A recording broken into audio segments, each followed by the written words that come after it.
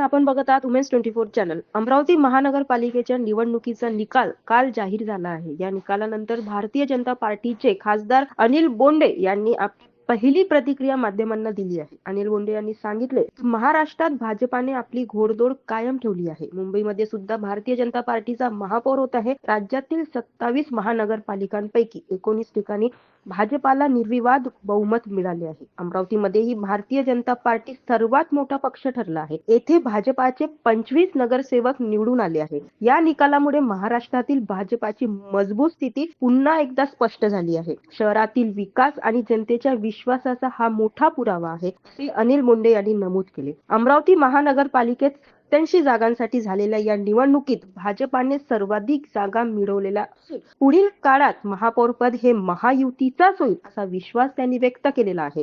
बोल क्या okay sir, Bhajap सर्वात मोठा पक्ष ठरलेला आहे. 25 जागेवर विजय झालेले उमेदवार.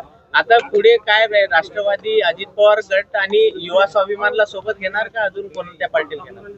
महाराष्ट्रामध्ये सर्वप्रथम मी देवेंद्रजी फडणवीस, महाराष्ट्राचे मुख्यमंत्री, आमचे प्रदेशाध्यक्ष रवींद्रजी चव्हाण यांचं मनपूर्वक अभिनंदन करतो की महाराष्ट्रामध्ये भारतीय जनता पक्षाने आणि महायुतीने घोडदौड कायम राखली आहे. आणि मुंबईमध्ये सुद्धा भारतीय जनता पक्षाचा महापौर होतोय. ठाण्यामध्ये सुद्धा भारतीय जनता पक्ष शिवसेना युतीचा महापौर होईल. आणि 27 पैकी 19 महानगरपालिकांवर निर्विवाद बहुमत मिळालं आहे.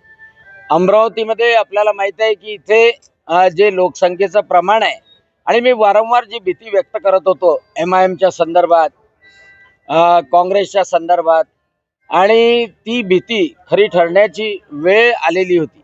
आणि तशाही परिस्थितीमध्ये अमरावतीमध्ये भारतीय जनता पक्ष हा सर्वात मोठा पक्ष म्हणजे 25 नगरसेवक म्हणून निवडून आले. आणि त्या खालोखाल मला असं वाटतं युवा स्वाभिमानचे नगरसेवक आहेत 16, शिवसेना शिंदे गटाचे 4 नगरसेवक आहेत, 3 नगरसेवक आहे, आणि राष्ट्रवादी अजितदादा पवार यांचे पण 11 नगरसेवक आहे. पण MIM आणि BSPचे मोठ्या प्रमाणात नगरसेवक निवडून आलेले आहे. MIM आणि काँग्रेसचे पहिल्यांदा निकाल लागले तेव्हा त्या भागामधून MIMची चांगली घोडदौड सुरू होती. आणि आजचं जे चित्र आहे, असं वाटतं की अमरावतीच्या जनतेने कौल दिला आहे की महायुतीच्या सगळ्या लोकांनी एकत्र यावं आणि अमरावती महानगरपालिकेचा विकास आणि सुरक्षितता द्यावी, आणि असं चित्र निर्माण झालेलं आहे. आणि त्यामुळं आता हे चित्र थोडं स्पष्ट होईल, त्यावर चर्चा होईल आणि त्याप्रमाणे निर्णय निश्चितपणे घेतले. सर, सर्वात मोठं प्लॅनिंग जे केलेलं होतं, राज्यात भाजपच्या जागा वाढल्या पण अमरावतीमध्ये 20 जागांनी भाजप कमी झालेली आहे. नाही, त्याचं कारणही होतं. त्याचं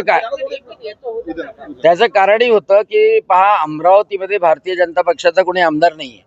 2 आमदार जे अमरावती शहरात आहे, एक युवा स्वाभिमानचा आहे आणि 2 आमदार राष्ट्रवादी अजितदादा पवार या गटाचे आहे. दुसरी महत्वाची गोष्ट की जे विभाजन जे होत होतं ते विभाजन, हिंदू मतांचं विभाजन वेगवेगळ्या पक्षामध्ये जास्त प्रमाणात झालं, आणि त्याचं एक फटका आम्ही म्हणू शकतो की भारतीय जनता पक्षाला सीट कमी होण्यात झाल्या. परंतु एक महत्वाची गोष्ट झाली की शेवटी निवडून आले ते महायुतीचेच घटक पक्ष निवडून आले, आणि त्यामुळं सत्ता ही भारतीय जनता पक्ष आणि महायुतीचीच निश्चितपणे. अशाच घडामोडीसाठी बघत राहा उमेन्स 24 चॅनल. धन्यवाद.